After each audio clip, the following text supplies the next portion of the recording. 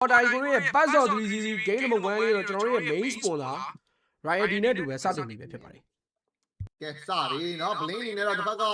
blue pad တွေပါတွေတော့ဝင်တော့ scout ပေးနေနေပဲအော်မလေးရင် Nino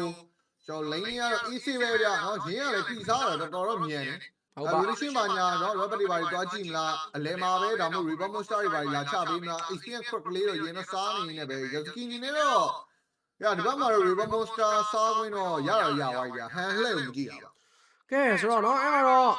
့ရန်ကုန် Galacticos ကျွန်တော်တို့ရဲ့မြန်မာအသင်းအောင်လန်းမှာလဲဒါ stay နဲ့เนาะကျွန်တော် RV နဲ့ face to face မှာတော့နည်းနည်းလေးအငြိမ်ပုံစံမျိုးလေးပဲသွားတယ်ဘယ်နဲ့တတားလဲ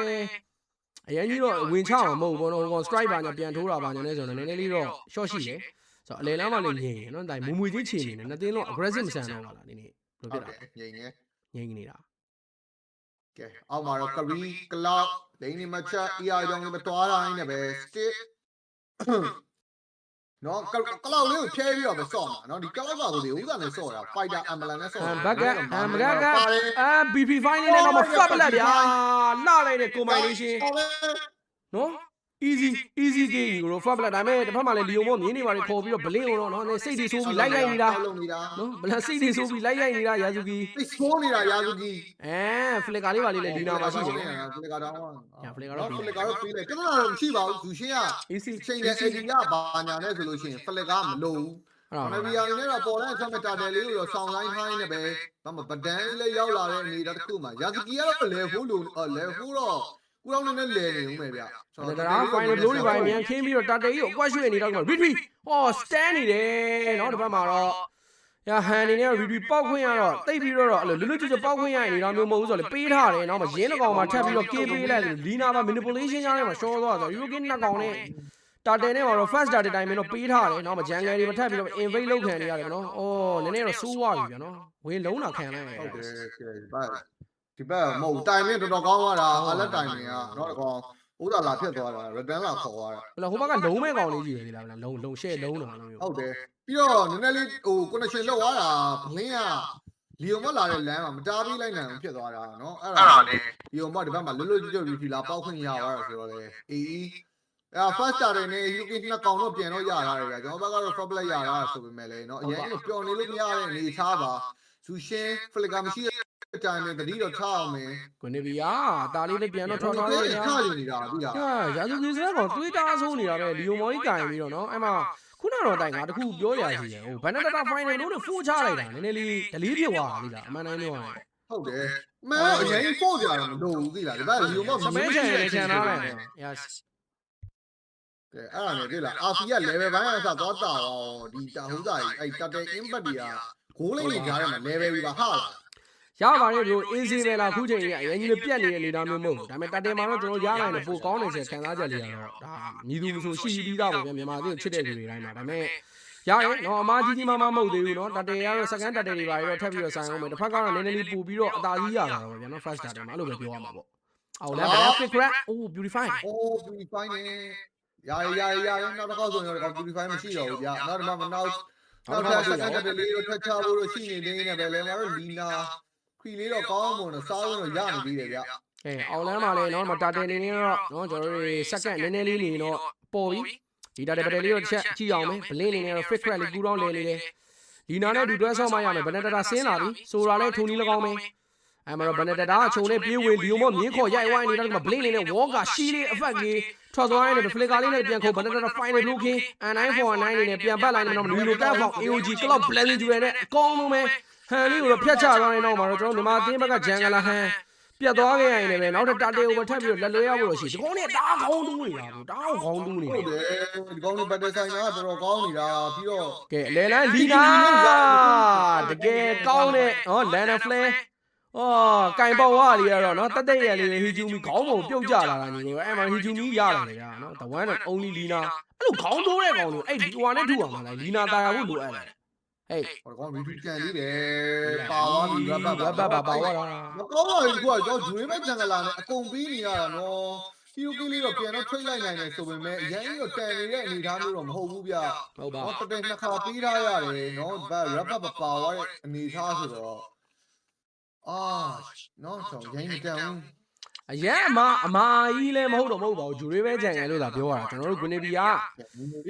နည်းနည်းလေးတော့အဲ့လိုမျိုးစကွီရှီဖြစ်တဲ့နေရာမှာပါတယ်ဂွနီဘီယာအုပ်တယ်ဆိုတော့တန်ဖောင်နေတော့မြူပြဝိုင်းနေတယ်နောက်မှာ strike တောက်လျှောက်တို့ AOG ဘက်ကကြလိုင်းနေပဲနောက်မှာတော့ blink နေနေတော့အဲ့ဂျားလေးကနေပြီးတော့ဘလို့မှတော့ရုံးထွက်လို့မရခင်နေပဲကေးတကောင်ထပ်ပေးထားတယ်နော်ဒါပေမဲ့ပွဲကိုထိန်းစော်ထားတယ်တော်တော်တက်နေတာကွာအဲ့ကောင်ဒါတော့တက်နေတာ နီနိုဆိုတော့တော်တော်တက်နေတာ ညာတန်ဖောင်နဲ့နော်တန်ဖောင်သုံးလိုက်တော့အုပ်တာလွဲသွားတယ်မထိပါဘူးပေါ့နော် ကဲဒါတော့ကျွန်တော်လိမ့်နေပါလိပြန်တော့ချိုးပေးထားတယ်ပေါ့နော်ပေါ်လန်းလေးရသလောက်တော့ကာကြီးအောင်မလားနော်တာဝါလေးပြန်မထွက်ရခင် ရပါတယ်စတင်အောက်တော့ဒါတော့လေးရလိုက်ပြီ အဲ့အဆင်ပြေတယ်ညီတို့ဘာမှအဲ့လိုမျိုးအောင်လမ်းမလည်းမတာဝါရထားသေးတယ်တိုင်း949ရင်နီနိုကဒါတက်ချင်နေတာညီတို့နော် assassin phone တွေပိုင်းနဲ့မလိုက်ထိုးထားတယ်ဆိုရင်မလဲကျွန်တော်မြန်မာအသင်းနေနဲ့ဒီပွဲမှာအမှန်တိုင်းတော့တစ်ဖက်ကအဲ့လိုမျိုးခေါင်းတားတိုးတဲ့အသင်းနေနဲ့တွေ့ပါနဲ့ပဲဆော့အောင်ပါသေးလားဟမ်ဟုတ်တယ် ဝင်နေပြီဟာလီယိုမောလိုက်ရိုက်တာတော့ခံနေရတယ် first tower နဲ့ဒီမှာဝင်တက်သွားတာရာဇူကီဆိုတော့သွေးဆိုးနေတာပဲတကယ်သွေးဆိုးနေတာလေကောင် ဟုတ်ဒီကောင်းလီယိုမောကောင်းတယ်လို့ဟိုရှေ့ကပွဲတွေမှာတွေကတော်တော်ကောင်းတာ ဒီဇီဘဲလေးနော်ဒီဇီဘဲလေးဒီဇီဘဲအဲ့လိုဗဒန်းထိုးပေးနေရပါတယ်နောက်ပိုင်း AC ဗဒန်းထိုးပေးနေတယ်ငြိမ်သွားပြီ ရများသွားတာနော်ပြီးတာတွေနည်းနည်းများသွားတယ်လို့ခံစား red back ကထက်စားသွားပြီးတာဟိအောင်နောက်ထပ်တတရားလည်းပြောမယ်ဆိုရင်တော့ဗတ်တဆိုင်မို့မလွယ်ဘူးပဲပြောရမှာနော်အဲ့လိုမျိုးလိမ့်လေးဆက်ပလစ်ပြီးတော့ပြနေနေတဲ့အချိန်မှာရှောင်းဖမ်းထားလိုက်တာတော့ပို့ပြီးအဆင်ပြေလောက်တယ်ဗျာ လေဘယ်ကတော့အဲ့လိုမျိုးဂျန်ကလာနှစ်ကောင်ကြားမှာတော့2ဆင့်လောက်တော့ပြတ်သွားပြီပေါ့နော်ယာဇူကီကအရန်တာရနေတဲ့အချိန်မှာဟန်နေမွတ်သွားတာတော့ဖြစ်တတ်တယ်နော် ချနေတယ်နော်ဒီချိန်ချမှာအဲ့လိုလူပါဝါခံလို့မရဘူး ပြန်တော့ချတင်နေပြီဗျအဲ့မှာလည်း final blow king ကန်ဒီမှာတော့ AOG ကြလိုင်းနဲ့ဗတင်းတော့မှာအော်အဲ့ဒါတိုင်ပတ်သွားပြီပဲဘတ်တရီကနော်တိတ်တော့မလာတော့ဒါတော့ဟန်နေနေကတော့နော် retribution လာပေါက်ပြဝိုင်းမှာတော့ရင်းနေနေလဲနှစ်ကောင်တော့သေးမခံဘူးဆိုတဲ့အနေအထားမျိုးနဲ့တကောင်နဲ့ပဲနော်ကျွန်တော်တို့ရောက်အောင်တော့ပြေးလာနေတယ်နော်ယာဇူကီလေးကိုရလိုက်မလားတိုက်တစ်ချက်ရလိုက်ပြီအဲ့ကောင်ဖြုတ်တာအဲ့ကောင်ဖြုတ်တာတိုင်း record ထောက်အိမ်ပြန်တော့ stick မိသေးလားတိုင်းကြည့်ပေးလိုက်ပါဦးတယောက်တော့အေးရပြီ nice ညဘလင်းကတော့ဘေးဆက်သလိုနှလုံးသားဖြစ်သွားပြီတို့ ။ဘာဖြစ်တန်ပါလေနော်တပတ်ရာသူကြီးပြန်ရလိုက်တာဆိုတော့မတည်သေးဘူးနော်ဗလက်မတည်သေးဘူးနော်ရှိသေးတယ်တာဝါရှိသေးတယ်မတည်ပါဘူးရောက်ရင် ကဲနော်ကျွန်တော်နောက်ဆုံးတက်တယ်လေးတော့ပြန်ရလိုက်တာတော့ကျွန်တော်မြန်မာအသင်းတော့ကရွှေပဲမက်ကတာဝါတွေပါတော့ပေးထားရတယ်ဆိုပေမဲ့စတစ်ကဟီယိုကလေးရလိုက်ကြလို့နော်အခုချိန်ကြီးလဲစပစ်ကကောင်းကောင်းရထားသေးတာဆိုတော့ကျွန်တော်အော်ချော့ချင်းကရီတော့ကြံသေးတယ်ဗျာstit ပေါ်မှာတော့အကုန်လုံးကတော့ယုံကြည်ထားမှာပဲဗောနော်ကျွန်တော်တို့ YG မှာသိတဲ့အတိုင်းပဲနော်ဂျန်ဂလာဟန်အဲ့လိုမျိုး damage အဲ့လိုမျိုးဒီ jungle တွေမဟုတ်ဘူးဆိုရင်တော့ဒါ stit ရဲ့ maximum အများလို့ကျွန်တော်တို့မြန်မာအသင်းအတွက်က carry ပေးနေတာဆိုတော့ဒီ stick လေးကျွန်တော်မြန်မာအသင်းအတွက်ဘယ်လောက်ထိတော့နော်ကျွန်တော်တို့ carry ပေးဝနိုင်အောင်လဲ damage ပေးဝနိုင်အောင်လဲဆိုတော့ဆက်ကြည့်ရမယ် item ပိုင်းဆိုင်ရာမှာလဲကလောင်းနဲ့အရင်ကြီးပြတ်နေတာမျိုးမရှိဘူးကလောင်းနေနဲ့လဲတစ်ဖက်မှာ demon hunter golden stat တွေပါတဲနေပြီရသွားပြီဗျနော် nova 600လောက်တော့ပြတ်နေတယ်ကိုနေဒါတော့တာတေးပါလေကြောက်လို့လေပါပါလေရမယ်နော်ပစ်ကော့လေးတွေနော်ပဒန်းလေးနဲ့ပေါင်းပြီးတော့မင်းနေကဲအကောင်တွေကလည်းနည်းနည်းလေးစုစုစည်းနေနေတာဆိုတော့တကောင်တော့ပဲဆက်ပလစ်နေတာဆိုတော့တာဖို့ကတော့နည်းနည်းလေးခတ်နေတာပစ်ကော့ချိုင်းကကဲဆိုတော့နော်ကျွန်တော်တို့အပေါ်လမ်းမှာတော့တာလုံးအနေနဲ့တော့ဆက်က30လောက်လိုနေသေးတယ်နောက်ဝက်ကတော့2006ပဲအများကြီးမဟုတ်10မိနစ်လိုနေတာမှာဗတဲ့တခုလောက်အသာသီးရအောင်အဲ့နောက်ဝက်ကကျွန်တော်မြန်မာအသင်းစီကိုအချိန်မီရောက်လာနိုင်တဲ့နောက်ဝက်ပါဆိုတော့ချလို့ရသေးတယ်ဒါပေမဲ့ချတဲ့နေရာမှာတော့အမားကင်းနဲ့တသက်ရလေးဗတဲ့တခုဆိုင်ပြမှာတော့ရမယ်ဒါအဲ့ဒါဆိုရင်နောက်ဝက်ကငါတို့ဘက်ကိုပြန်ရောက်လာနိုင်တယ်နော်တန်းလာရုံတော့ကျွန်တော်ကောင်းတော့ဆော့ဘလင်းဟစ်တူဘီသူ့မှာတော့နော်ဒီလိုမျိုးခေါ်တာတွေပါလေရှိသေးတယ်ဆိုတော့အရင်ကြီးတော့နော်ကျွန်တော်တို့ဆွတ်ထိုးလို့တော့မရဘူးဗျလော့တိုင်နေဆိုတော့ဒီလော်လေးတစ်ချက်ကြည့်ရမှာအဲ့ဒီလိုမို့ဒီဈေးပဲပေးပြီးလူပေါအောင်တာအဲ့လိုလုပ်နေတာအဲ့လိုပဲလောက်အောင်ပါဒါပေမဲ့ချရင်ချရမယ်အနေထားတော့အောက်ကဆိုရာလေးကိုလုံးကြံမှုစောင့်နေရများလားဆိုရာလေးကိုစောင့်တတ်ရင်လည်းမဆိုးဘူးလားလို့ကဲဆိုတော့အဲ့မှာဘောလမ်းမှာတော့လော်လေးကတော့နော်ဒီဘက်မှာကလောက်တောက်လျှောက်လေးတော့ပြစ်ချထားနေတော့သွေးတဝက်ဆိုရင်အနေထားတစ်ခုတော့ရောက်ရှိလာနေတော့အာလန်နေနဲ့ကရီးရဲ့ပြစ်ချက်တွေကြောင့်သွေးတဝက်ရောဝိုင်းနေတယ် unbreakable လေးနဲ့ဘတ်ထားသေးတယ်နည်းနည်းလေး AOG ဘာညာလေးကြံနေသေးတာဆိုတော့နော်အဘာတော့ဒါဂါရီယန်ခုံသွားမှလည်းဆိုးပါနေတယ်ဗျအဲ့မှာ AOG manipulation ဝုံမကုံမို့တော့လီနာဘေကုံခုံပြီးတော့ရှောင်လာတယ်နောက်မှာဆိုရာတန့်ဖောင်လည်းရှောင်လာတယ်ဖလီကာပေးလိုက်ပြီးဘေကုံခုံလိုက်ပြီးတော့ဖစ်ခရက်ဘန်နာတာဖိုင်လို့ purify ရသေးလားအာဗီဟောတချက်စားပြီမတွေ့ဘူးဒီဘက်ကခြုံလေးအာလက်ကိုတော့အော်မလုံးနဲ့အဲ့ကောင်မလုံးနဲ့အဲ့ကောင်လည်းအနေများအဲ့ကောင်မလုံးနဲ့အဲ့ကောင်ဟိုကလမ်းလျှောက်လာမှာအာဗီဒီဘက်ကိုလျှောက်လာမှာဟိုဘက်ခြုံလေးဟုတ်တယ်ဒီဘက်ကိုရှောက်လာရင်တက်လို့ရတယ်အာဖီ purify နေဆိုတော့တကောင်တော်တော်ဦးသာဖြစ်နေတာဒါပေမဲ့အဲ့ဒီမှာ purify နေယူပါပြီ final blow Petrify နဲ့အပြတ်တက်ရှင်လိုက်တာအာဖီသွေးချက်လေးနဲ့လွတ်သွားတာတော့တော်တော်နှစ်မျိုးကိုကောင်းတာပါလော့ပြန်ဖို့မလားဒီုံမအောက်မှာမန်းတော့ရိမ့်ကြီးလောက်တယ်ဆိုပေမဲ့ ဒါမှလည်းလောဖိုးရာကြီးကလွယ်တော့မလွယ်ဘူးနော်အာလက်ဘေးနားမှာတော့ရောက်လာပြီဗျနော်မလေးရင် final blow တွေပါ ready ပဲ final blow fit cran နဲ့နောက်ဆုံး hijumi တကောင်တော့အထိုင်မိတ်တန်းပြောက်သွားတာနော်မလေး stick တော့လီယိုမမြင်းကြီးခေါ်ပြီးလိုက်ရိုက်လို့ကြိုးစားနေတယ်မနော်မရင်းတကောင်ပဲရေတက်ဝါ stick တကောင်ရအောင်တော့ရှောင်းထွက်သွားနေတော့ Yazuki နေရာနေပါကြုံနေရတယ်ဟိုးပါမလေး hand နေနဲ့ retrieve ပေါက်ပြီးပြန်ပတ်လာခဲ့ပြီနောက်ဆုံးမှာတော့ Yazuki နဲ့တွားတွေ့တာမသိပါဘူးလီနာလန်နဖလဲရှိနေသေးတယ်မသိပါဘူးရ142 break 142 break ဒါပေမဲ့လောတော့ပြီးရမှာလောလော်ပေးရပြီအာလာလောတော့ဒါကျွန်တော်မြန်မာအသင်းဘက်ကသွေးရည်လည်းလဲနေတာစပဲရည်လည်းမရှိတော့တာပဲနော်ဆိုတော့အထူးသဖြင့်ဒါဟန်ရတယ်ခုနကသူပြေးတဲ့နေရာမှာသူရီပေါက်လိုက်တယ်ဆိုတော့ဒီလောလာလို့မရဘူးအာဖီကသွေးပြေးနေဆိုတော့ဟိုဒီမိုနာဂိုရန်စတက်တွေပါလေအချိန်နဲ့ပဲလောယူသွားတာဗျဒီကောင်မဘန်ချလို့ရတယ်နော်မဘန်ချလို့ရတယ်နော်ညာဘလူးဘက်ကထပ်စားသွားတယ်နော်ညာ level ကတော့အဲ့ဂျာစုကီတော်တော်ဖတ်တာလား14 level 14တယ်ဟုတ်တယ်ဒီလိုမော့တော်တော်ဖတ်တာကရီးယားလည်း item လိုသေးတယ်ဒီ item လိုသေးတယ်ခုမှ item 3ခွက်ပြည့်တာဆိုတော့ဒီလားခုနဒီလိုမော့ line နေတဲ့အချိန်ပြန်ပြစ်လို့မရဘူးဖြစ်ဟုတ်ပါကဲအဲ့တော့ခုနကလောတော့အလေလန်းနေတော့လာနေပြီနော် eBay ပဲမေဂါဘာညာတော့ဝေးပါတယ်ဗျာနော်ကျွန်တော်တို့ဒီအပြင်တောင်ဝါလေးပါလေးပဲညာသူတို့ယူလို့ရမှာအဲ့ဒါကိုလေကျွန်တော်တို့အနေနဲ့ကောင်းကောင်းသဘောပေါက်တော့ကာတာရဲ့ AOG ကြားမှာ stick ပါဝိုင်းနဲ့မတော့ blessing ယူရကြားမှာရှောင်းလို့မရဘူး stick တန်းပြောင်းသွားပြီတစ်ဖက်မှာလည်းပြန်ပြီးတော့ RV တကောင်ကောက်ထားသေးတယ်1 for 2 trade တော့ဖြစ်သွားတယ်နော်နောက်ကောနှစ်ကောင်တည်သွားတယ်ကျွန်တော်တို့မေဂါရှိပါညာရှိနေသေးတော့လေလန်းမှာတော့အကောင်းဆုံးတော့ defend လို့ရနေသေးတယ်ဆိုပေမဲ့နောက်ကဒီပေးနေရဒီတော့ပူပြီးအချိန်ကြီးမဆိုးတော့လို့ defend ထားအောင်မှရမယ်3ယောက်ထဲပေါ့နော်နောက်မှရင် vision လေးတစ်ချက်နေ final slide တွေပိုင်းနဲ့ creation line နဲ့တော့ရင်တယောက်တစ်ချက်ဝိုင်းထူတော့သွေးတစ်ဝက်ရောဆိုမေဂါတော့ပေးလိုက်တယ်ကျွန်တော် first round နဲ့မေဂါတော့များတယ်နောက်မှလီနာတကောင်မှ Yazuki လုံးချင်နေတာအေးမင်းတွေ့မယ်မင်းမှတ်ထားအောင်မင်းဒီကောင်တားထုတ်ဖြစ်နေတာမေက3လမ်းလုံးရောမေက3လမ်းတားတက်နေတာ Yazuki ဆိုတော့3လမ်းတော့ပေးလိုက်ရတာဟေးအလာအဲ့ဒါရောနည်းနည်းများတယ်ဗျနော်အဲ့မလဲ brand walker fit crack လွဲသွားပြီနောက်မှလည်း 10 phone တွေပိုင်းနဲ့ skyfall ဆွဲချိတ်ထားနေတော့ manipulation ကြားမှာတော့ stick AOG ကိုပါရှောင်နေရတယ်ဆိုမှထိွားပြီနော် stick ပြန်မှတ်ပါဦးမသိတော့မသိပါဘူးဗျနော် stick နေနေဒီမှာ land and play ဂရီပစ်ချက်လေးလည်းပါတယ် immortal ကျန်နေသေးတယ်ဘတ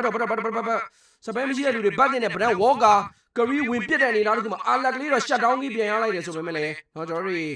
လိန်လေးပါလေးတွေပြန်တော့ထိအောင်ပါဆိုစိတ်လေးကိုရှော့ထားပေးဦးသားရုပ်စိတ်လေးကိုရှော့ထားပြောင်းကြီးမဲက3လမ်းကြီးပေးလိုက်ရတော်တော်များတာเนาะဒီဘက်ကစတစ်က AOG ထိသွားတာစတာပဲဘလို့เนาะရင်းကလည်းရင်းတော့တယ်ဟန်လည်းဝင်တော့ကယ်ပြီးတာဆိုပေမဲ့သူ့ဘာဂျားမြတ်သွားတဲ့အနေသားဆိုတော့เนาะဟန်တေးစတစ်လည်းတေးသွားနေထားတော့ first round နဲ့မဲက3လမ်းပေးထားရတယ်နည်းနည်းလေးတော့ပြန်တော့တက်ကြည့်အောင်ပဲဗျာကဲလေလားနော် first tower တွေပါတော့မှပဲကျွန်တော်တို့အနေနဲ့ Alex တင်နေတဲ့အနေထားတခုအခွင့်ကောင်းယူပြီးတော့ရိုက်ချိုးထားတာတွေ့ရတယ်လုံးအနေနဲ့စက္ကန့်40ပါပြီရမဲက3လမ်းကမ်းမဲ့နေဆိုတာဒီမောကြောက်ကြမလို့တော့ဘူးရနော်ဒီကဒီဈေးပဲကွာဒီဈေးပဲအဲ blade spam လေးနည်းနည်းမလွဲရဗျအဲဟိုနည်းနည်းပါခုနကတော့လေသူ flicker ပိုင်းနဲ့ခုံလို့လိုက်တယ်နည်းနည်းလေးလွဲသွားပြီဆိုမှဒါလည်းဖြစ်တတ်တယ်ဗောနော်သူ့ဒီဈေးပဲမိသွားတာနဲ့နော်စတစ်ဝင်ပြစ်တာနဲ့ဆိုရင်တော့အဲ Yazuki ကိုတော့ဘယ်နှချက်မှပြရမှာမဟုတ်Yazuki ကတော်တော်ဖြစ်နေတာကိုစီတော်တော်ဖြစ်နေတာတတိထောင်းနော် AOG ကြလာတယ်ဆိုမှလည်း Kari အနေနဲ့တော့ရအောင်တော့ရှောင်ထွက်ထားသေးတယ်ဗျဘလင်းပြန်ထိုးကြည့်လေလားကမရသေးဘူးကျွန်တော် Kari က flicker မရသေးဘူး flicker ပြန်မပြည့်သေးဘူး flicker လိုတယ်ဟောစတစ်ပြစ်တော့ပြစ်နိုင်တယ်လားခုနကကောင်းဝင်းနေစားပါလာတယ်ဒါဟိုကလောက်ဖြန်းတာပါညာအရင်ကြီးတော့ကြောက်စရာမလိုဒါပေမဲ့ငါတခုကြောက်တာလီယိုမောကြီးနားကတ်လာမှာစိုးတာလားဝင်းနေစားရှိပါတယ်ဝင်းနေစားရှိရင်တော့လီယိုမောကြောက်စရာမလိုဘူးကတုတ်ကချာဒီဈေးပဲတွေဟိုပါဦးသလားအဲကရီနာပဲခုံနေတာလို့အဲအာလက်ဆိုတဲ့ကောင်ကမလဲဟာကပေးပြီးတော့ပဲ defend လားရသလောက်လေးတော့ကာကြီးအောင်မဲ့နေထားမှာဘလင်းဟိုဘက်ကနေတော့ပန့်ဒါနဲ့ second tower ကြီးဖြတ်လာမှာနော်ကျွန်တော်ဒီမှာအတင်းပွဲစဉ်အနေထားရနော်အခုလက်ရှိအချိန်နေမှာခက်ခဲနေတယ်ဆိုပေမဲ့နော်ကျွန်တော်ဒါအချိန်မျိုး bounce back တွေပါလေမြင်လို့မြင်နေတဲ့ blade position ကောင်းတယ် back line တွေကနေပြီးတော့ Yazuki ကို stand ဝင်ပေးသွားတယ်မဟုတ်ဘူး Green ပြအုံးမယ်ဒီလောက်ဒီစီးပဲမထီသွားဘူးလွဲသွားတယ်အဲ့မှာနောက်ဆုံးချိန်ကြီးကတော့အသက်ရှင်နေတဲ့ Yazuki နေနဲ့တော့ဟာကျွန်တော်တို့နော်မသေးအောင်နောက်ဆုံးမှာပဲမသေးချင်းသေးချင်းနဲ့ပြောင်းသွားတယ်တော့ stick တကောင်မှာကလောက်နေတဲ့ double key ယူသွားသလို Hijumi လေးနဲ့ပြန်ရလိုက်တဲ့အခိုက်နဲ့ hand တကောင်မထက်ဆုံးရှုံးလိုက်မယ်ဆိုတော့ triple key ပါ RV တော့ဖြစ်သွားမှာအမှန်ပဲ Winter Crown လေးခဲပြီးတော့အချိန်ဆွဲဆန်ထားတယ်ဆိုပေမဲ့လည်း Killing Spree RV နဲ့ Hirogen နှစ်ကောင်သုံးကောင်တော့ trade ထားရတယ်ဗျဟောနီလာပါလို့ရပါသေးတယ် ခရီးတွေပါရတော့ပေါ်လန်းလေလဲအောင်လဲလေးသုံးလေးလုံးတော့စီးတိုင်းတော့ရင်းနေနေတော့ final ဘလို့တော့မရှိသေးဘူးဆိုတော့ဘက်ကလည်းတော့ပဲပြေးလို့ရပါတော့ ဒီနာထွက်ပြီဒီနာထွက်ပြီ ရကာလို့ရ တော့ပြေးလို့မယ်ဆိုရင်တော့မိတယ်နော်သွားချင်းသွားလို့ရတယ်တော့ ဒါပေမဲ့ဟန်ကတော့16စက္ကန့်လိုနေသေးတယ်ရာဇူကီပြန်ထွက်တာပို့ပြီးတော့မြန်တယ်ဆိုတော့ငါထင်တော့လောတော့ပေးလိုက်တင်တယ်လို့မြင်တာပဲ သွားမှာကိုဒီကြောက်ရမရှိသေးဘူးရင်းတော့ကြောက်ရမရှိသေးဘူး but think about it နော် think about it နော်ဒါတော့လာနေပြီ final ဘလို့ရှိတယ်နော် final ဘလို့ရှိတယ် ဒီတော့လည်းလူလို့ရပါမလားဘလင်းအနေနဲ့ရှင်းရအောင် မလုံးနဲ့တော့ဘာလိုက်တော့ဘတ်တင်နေပြီအဲ့ဒီကဘတ်တင်နေပြီ guys back guys nice လိုက်တော့ပြီးလိုက်တော့ဒီဘုံမနိုင်တော့ခုနကလည်းပေးလိုက်တင်တော့မနေငါမပေးဘူးထင်လို့ရအောင်ပြေးဝင်သွားဆိုးနေတာမောအဲ့ဆိုရင်တိုက်တကောင်းသေးသွားပြီးတော့ defense အရန်ခောက်သွားမှာသီလားငါပြောတာ ဟုတ်တယ်ကဲတမန်ရုံတော့ကာကြည့်အောင်မယ်နော် curry flip ကာလေးပြန်ပြေးဖို့တော့လိုနေဘူး ကဲเนาะကျွန်တော်တို့မြန်မာအသင်းမေဂါ3လမ်းပေးထားတဲ့အနေထားတစ်ခုကနေပြီးတော့เนาะကျွန်တော်တစ်ဖက်ကတက်လာလောနဲ့တူတက်လာမယ် movement တွေကိုဘယ်လိုမျိုးအကောင်းဆုံးကာဝယ်သွားမလဲနီနို final slash ပိုင်းထားတယ် strike တွေပါထိုးနည်းနည်းလေးတော့ fall back 1 back လောက်ကောက်စားတယ် ဒီကုန်းလုံးတော့ခါရပေါင်းဝင်လာလို့မရဘူးပြီလား ကရီးယားပြစ်နိုင်တဲ့နေရာမျိုးတော့ရှိတယ်ဗောနော်အဲ့ဒါ4ပါပြီဗျ